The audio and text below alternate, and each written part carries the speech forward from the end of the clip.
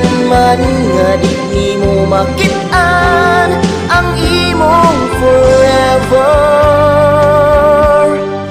bir paday.